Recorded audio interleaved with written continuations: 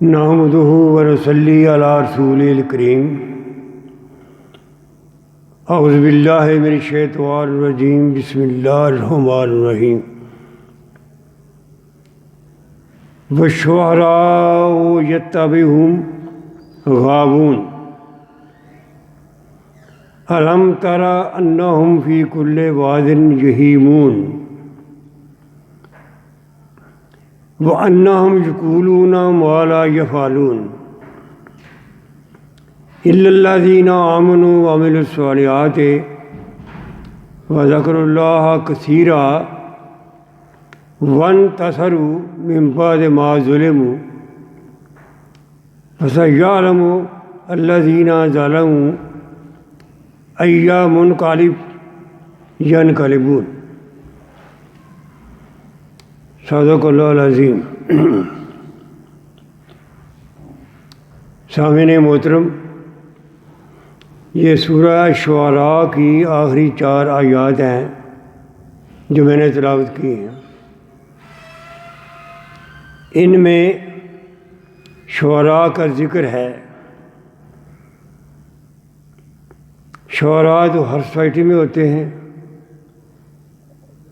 ہمارے معاشرے کا بھی حصہ ہے۔ ہر دور میں، ہر ملک میں جو لوگ شعراء ہوتے ہیں، سوسائٹی کا حصہ ہوتے ہیں، بڑے حساس لوگ ہوتے ہیں۔ قرآن تبصرہ کرتا ہے کہ یہ شعراء کیسے ہیں، اور ہم یہ بھی دیکھیں گے کہ کیا شعراء سارے گمراہ ہیں یا اچھے بھی ہیں۔ لیکن قبل اس کے کہ شعراء پر بات کی جائے جو قرآن نے تبصرہ کیا ہے قرآن و سنت کی روشنی میں، ہم یہ دیکھتے ہیں کہ جس زمانے میں اللہ کا یہ قرآن نازل ہوا تھا، یہ آیات نازل ہوئی تھیں، اس زمانے میں مکہ کے حالات کیسے تھے۔ یہ مکی صورت ہے۔ نبی کریم صلی اللہ علیہ وسلم کو اعلان حق کیے 5-6 سال گزر گئے تھے۔ ہم دیکھتے ہیں کہ وہ حالات کیا تھے۔ بنیادی طور پر جو عرب ہیں وہ فصاحت و بلاغت کے قائل تھے۔ اکثر لوگ شاعر تھے۔ شاعر ہونا ایک بڑا اعزاز تھا۔ اور دوسری بات یہ ہے کہ حج تو وہ کرتے تھے، لیکن حج میں ایسی چیزیں شامل ہو گئی تھیں جو غلط تھی۔ مثلاً ایک بات یہ تھی کہ یوں سمجھے کہ حج کے موقع پر ایک میلہ سا لگ جاتا تھا۔ جہالت کی بات کر رہا ہوں۔ اس میلے میں شعراء اپنا اپنا کلام پیش کرتے تھے۔ لوگ بیٹھے ہیں، سن رہے ہیں، شعراء اپنا کلام سنا رہے ہیں۔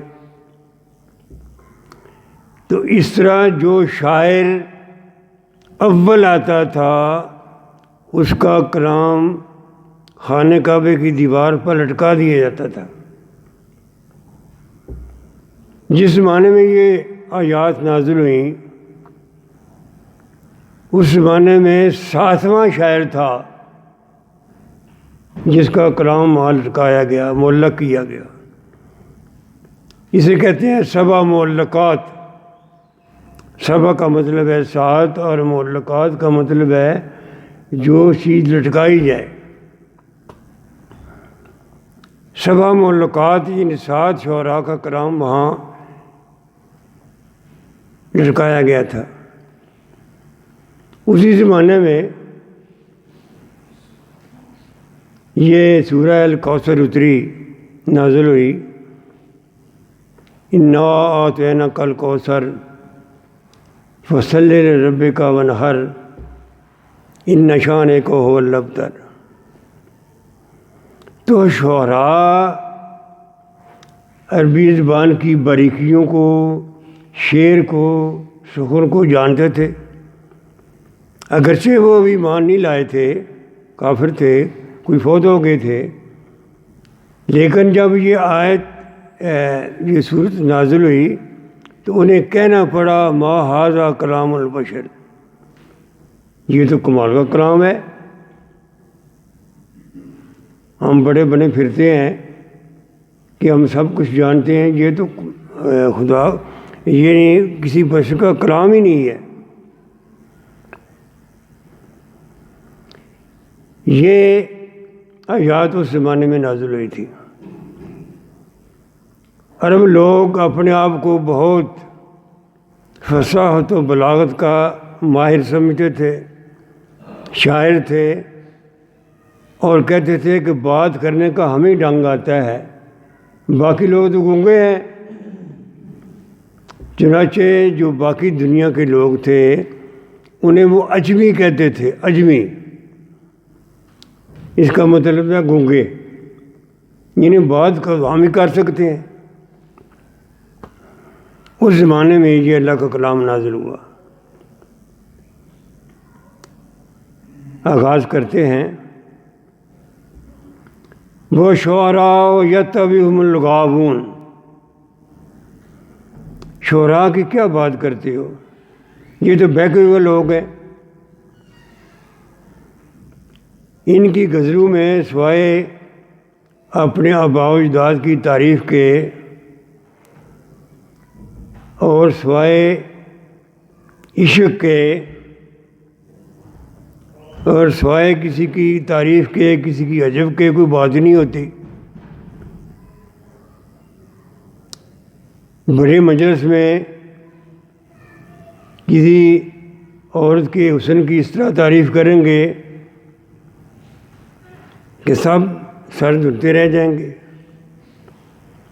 اپنے آباء و اجداد کی اس طرح تعریف کریں گے کہ کمال کی بات ہے بھائی۔ ان کا کوئی مقصد نہیں تھا کہ زندگی کیا ہے اور کس طرح گزارنی چاہیے۔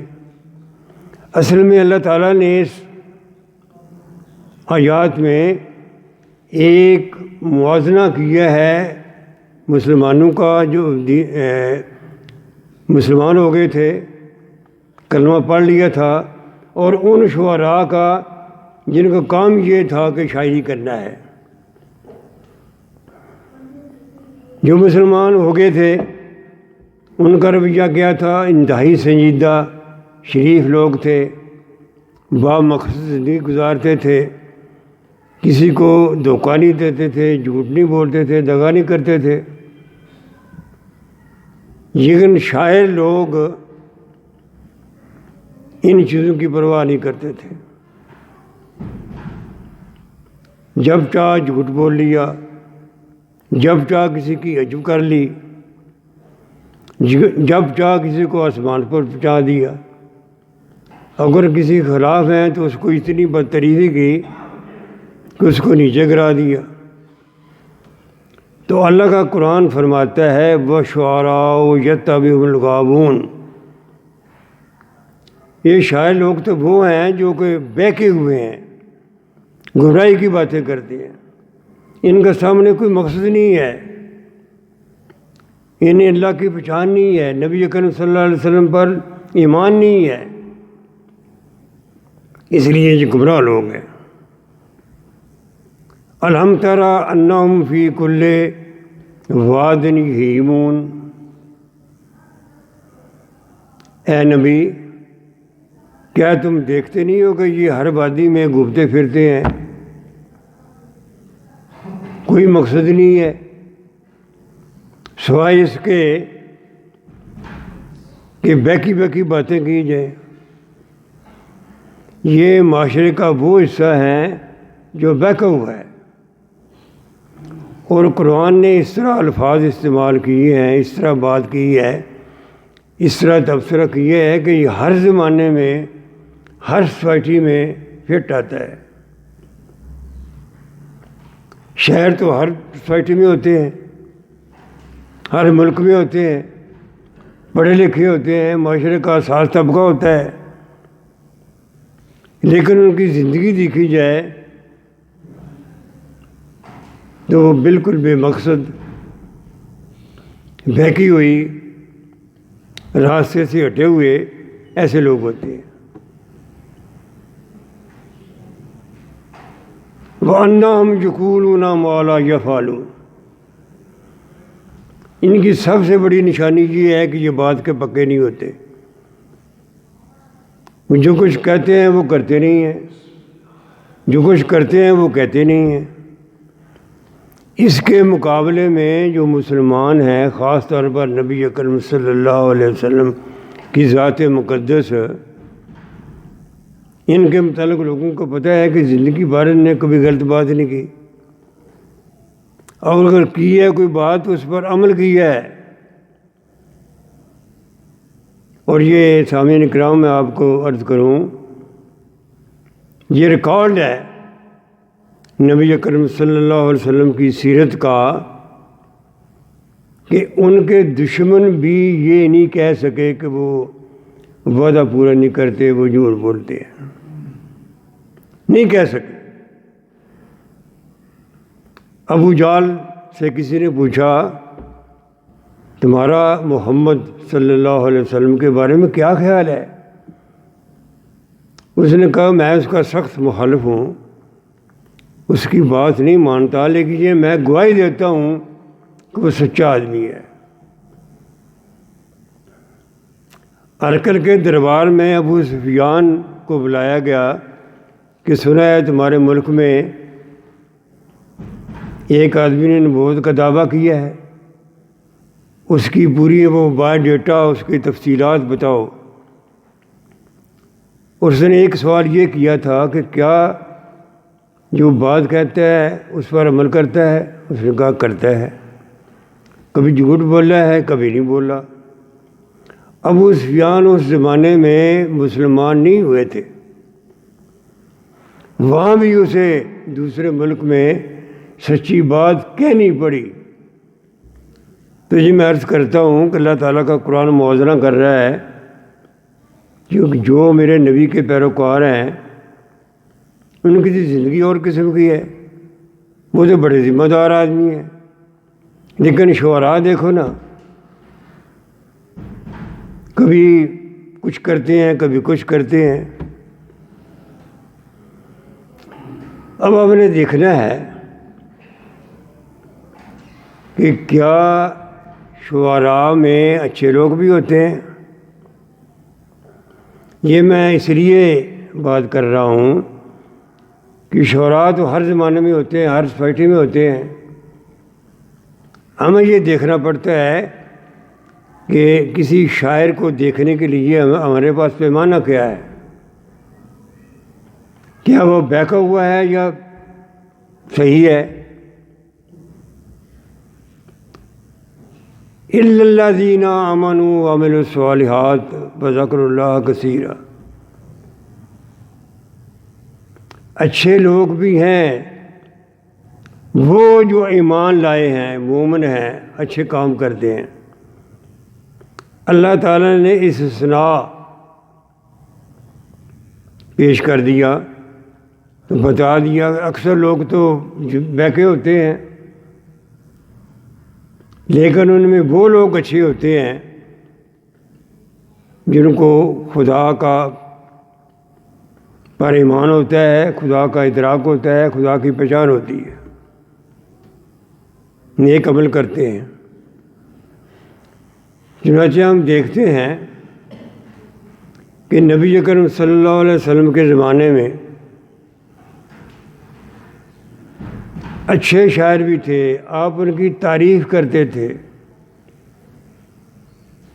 خود نبی اکرم صلی اللہ علیہ وسلم کو کوئی شعر یاد نہیں تھا، جب کبھی آپ نے خطاب کے دوران کوئی شعر پڑھا ہے تو وہ صحیح ادا نہیں کر سکے۔ صحابہ کرام عرض کرتے تھے یا رسول اللہ شعر تو اس طرح تھا، آپ نے اس طرح پڑھ دیا ہے۔ آپ فرماتے تھے میرا شعر سے کیا تعلق ہے؟ یہ سورہ یاسین میں اللہ کا قرآن یہ فرماتا ہے کہ شاعری میرے پیغمبر کی شان نہیں ہے، یہ فروتر ہے، یہ نیچے ہے۔ اور مکہ کے لوگ آپ کو شاعر کیوں کہتے تھے؟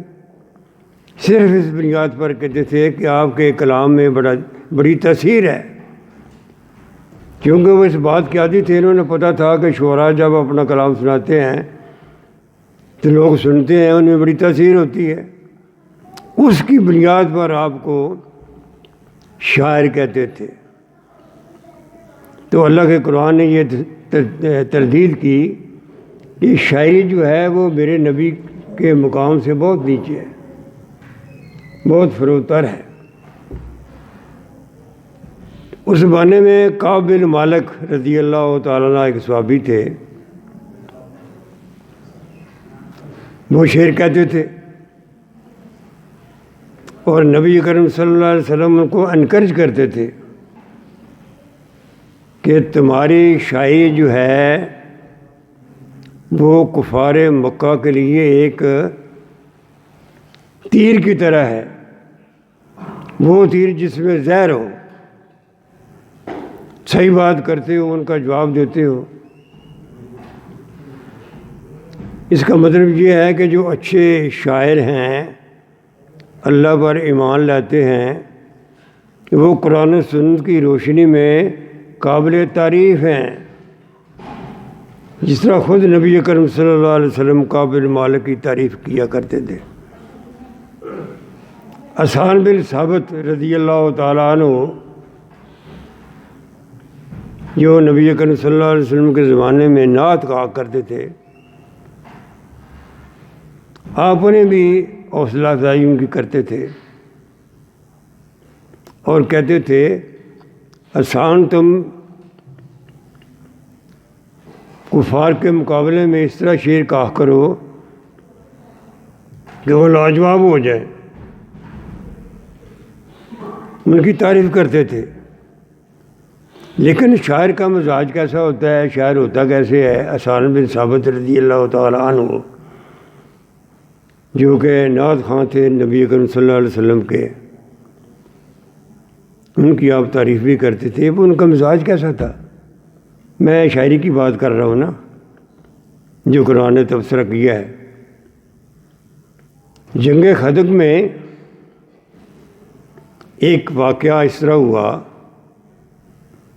کہ نبی کریم صلی اللہ علیہ وسلم اپنے صحابہ کرام کے ساتھ جہاں خندق کھودی ہوئی تھی وہاں موجود تھے کہ کوئی کافر اندر نہ آ جائے۔ باہر لوگ 10,000 تھے اور اندر صرف 3,000 تھے۔ مسلمانوں نے اپنا سارا بال بچہ حفاظت کے لیے ایک جگہ اکٹھا کر لیا تھا۔ وہاں اس بال بچے کی حفاظت کے لیے قوم معمور تھا، ایک حسان بن ثابت تھے اور ایک آپ کی پھوپھی حضرت صفیہ رضی اللہ تعالیٰ عنہا، وہ بھی وہاں موجود تھی۔ تو جب یہودیوں نے وعدہ توڑا اور یہودیوں نے جو اندر قبیلہ موجود تھا، وہ بڑی لمبی داستان ہے کیسے توڑا، تو یہودیوں میں سے ایک آدمی آیا دیکھنے کے لیے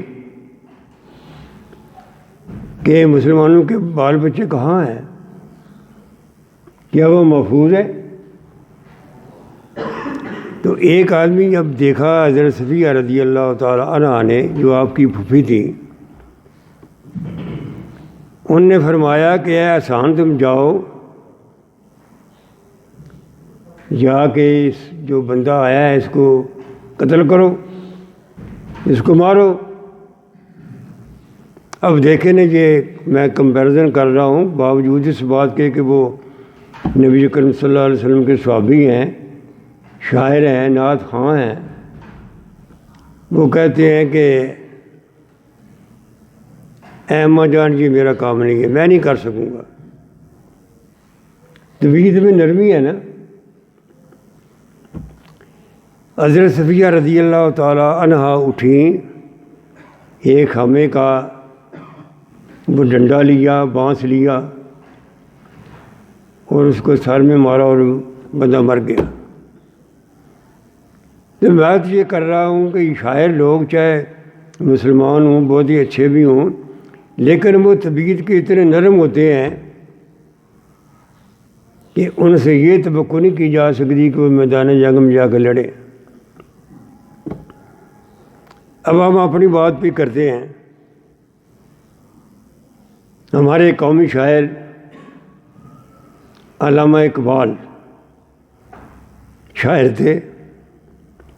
جب ہم پاکستان میں اپنی شاعری کی تاریخ پڑھتے ہیں تو ان کا نام ان شعراء میں آتا ہے جو کہ اس قرآن پاک کی اس آیت کے مطابق اچھے آدمی ہیں، اچھے آدمی ہیں، اچھی بات کرتے ہیں۔ اگر علامہ اقبال کا آپ نے کلام پڑھا ہو تو آپ کو معلوم ہے کہ وہ آدمی زبردست عاشق رسول تھا، زبردست عاشق رسول۔ اگرچہ وہ شاعر ہے لیکن قرآن پاک کی اس ذرا جو ہے، جو آیت ہے، اس کے مطابق وہ اچھا آدمی تھا، عاشق رسول۔ پھر اس کا کلام پڑھیں تو اس میں بے شمار ایسے اشعار ہیں جو کہ اللہ تعالیٰ کی باذانیت کی دلیل ہیں، عکاسی کرتے ہیں۔ میں چاہتا ہوں کہ آپ کو ایک ان کا واقعہ سنا دوں، عشق رسول کا، علامہ اقبال کے عشق رسول کا۔ ریاست بھوپال ہندوستان میں ایک ریاست تھی، اس کا نواب مسلمان تھا۔ اس نے علامہ اقبال کی دعوت کی، ان کا بڑا احترام کرتا تھا، اپنے ہاں بلایا، اپنے محل کو راستہ کیا، دعوت ہوئی، باتیں ہوئیں۔ ظاہر ہے کچھ علامہ صاحب نے اپنا کلام بھی سنایا ہوگا۔ جب رات کو وہ اس کمرے میں آئے جو ان کے لیے سجایا گیا تھا، نواب صاحب، تو وہاں بستر کو دیکھ کے خیال آ گیا، خیال یہ آیا کہ کیا نبی کرم صلی اللہ علیہ وسلم بھی ایسے بستر پر سوتے تھے؟ فوراً آنسو شروع ہو گئے اور خیال یہ آیا کہ ایسے بستر پر مجھے نہیں سونا چاہیے۔ وہاں نوکر کو بلایا، اس نے کہا کہ چارپائی ادھر ہے پڑی ہوئی؟ اس نے کہا پڑی ہوئی ہے۔ آپ نے کیا کر رہی ہیں؟ آپ تو بستر لگا ہوا ہے۔ علامہ صاحب نے کہا وہ چارپائی لو جو خضری تھی، آرام دہ نہیں تھی، اس چارپائی پر انہیں رات گزاری۔ یہ ان کے عشق رسول کا ایک واقعہ ہے، اور یہ واقعہ تو بہت زیادہ ہے کہ ان کی مجلس میں بڑے بڑے لوگ آتے تھے۔ مجھے یہ بھی یاد ہے کہ عطا اللہ شاہ بخاری جو قاری تھے اور قرآن اس طرح پڑھتے تھے کہ آج تک ان جیسا کلام نہیں، قرآن کسی نے نہیں پڑھا۔ یہ بات ٹھیک ہے کہ جب وہ قرآن پاک پڑھتے تھے تو غیر مسلم بھی آ کے ان کا کلام سنا کرتے تھے۔ تو واقعہ یہ ہے کہ جب وہ علامہ صاحب کو ملنے آتے نا، سید تعالی شاہ بخاری، تو علامہ صاحب فرماتے شاہ صاحب کوئی قرآن سناؤ۔ ادھر وہ قرآن پاک پڑھ رہے ہیں، ادھر ان کے آنسو جاری ہیں۔ تو یہ ان شعراء میں شامل ہیں قرآن پاک کی ان آیات کے روشنی میں، قرآن و سنت کی روشنی میں، جو اچھے شاعر ہیں۔ پھر آپ یہ بھی جانتے ہیں کہ وہ شاعر بھی تھے، فلسفی بھی تھے اور سیاستدان بھی تھے۔ ان کی زندگی میں کبھی ایسا نہیں ہوا کہ وہ کبھی غیر مسلم جماعت میں شامل ہوئے ہوں۔ وہ کبھی بھی کانگریس میں شامل نہیں ہوئے، جو ہندوستان کی جماعت تھی۔ وہ ہمیشہ ہی مسلم لیگ میں رہے۔ اور آپ کو یہ بھی یاد ہے، تاریخی باتیں ہم جانتے ہیں کہ وہ شخص تھا جو شاعر بھی تھا، فلاسفہ بھی تھا، لیکن سیاستدان بھی تھا۔ اور علامہ اقبال نے ہی 1930 میں پاکستان کا تصور پیش کیا تھا اور کہا تھا کہ مسلمانوں کے مثال کا اور کوئی حل نہیں ہے کہ یہاں ایک ان کے لیے الگ ملک بنا دیا جائے۔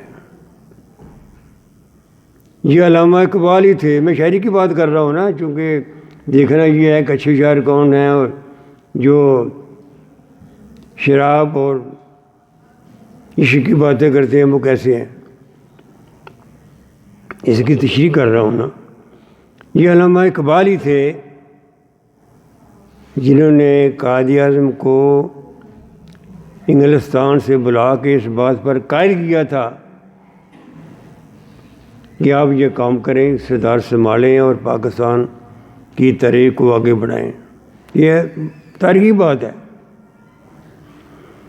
تو میں عرض کر رہا تھا، اس لیے بات کی ہے کہ کیونکہ ہم جس سوسائٹی میں رہتے ہیں، جس معاشرے میں رہتے ہیں، ہمارے نصاب میں شعراء کا کلام ہوتا ہے۔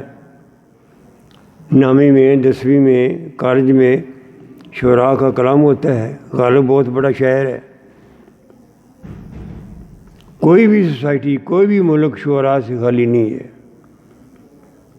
اب یہ بات اس طرح ہے کہ ہم نے دیکھنا ہے کہ کون سا شاعر قابل تعظیم ہے، قابل تعریف ہے اور ہمارے لیے قابل قبول ہے۔ شاعری کی حد تک آپ سب کر سکتے ہیں۔ شاعری کی حد تک آپ کسی کو بھی داد دے سکتے ہیں، غالب کو بھی داد دے سکتے ہیں، لیکن قرآن و سنت کی روشنی میں ان شعراء کا کلام، ان شعراء کی بات بڑی بلند ہے جو قرآن کی روشنی میں صحیح شاعر ہے۔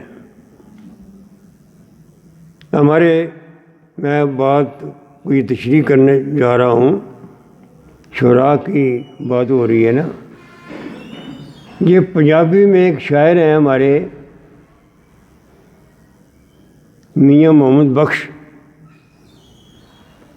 انہیں کتاب لکھی ہے سیف الملوک۔ آپ نے شاید پڑھی ہے کہ نہیں پڑھی ہے۔ وہ پڑھ کے دیکھیں تو بالکل وہ دین اسلام کے بالکل قریب ہے، بڑی صحیح بات کرتے ہیں۔ تو بات میں یہ عرض کر رہا تھا کہ اللہ نے قرآن نے تبصرہ کیا ہے قیامت تک کے لیے، اس طرح الفاظ استعمال کیے ہیں، اس طرح بات کر دی ہے، اس طرح بات کو سمجھا دیا ہے۔ قیامت تک کے لیے دو قسم کے شاعر ہیں۔ ایک وہ ہیں جو باغی ہیں، جاہل ہیں دین اسلام کی روح سے، اگرچہ وہ اپنے کلام میں بڑے وہ پائے کے شاعر ہیں، لیکن ان میں جو اچھے شعراء ہیں ان کو اللہ تعالیٰ نے ان سے الگ کر دیا ہے۔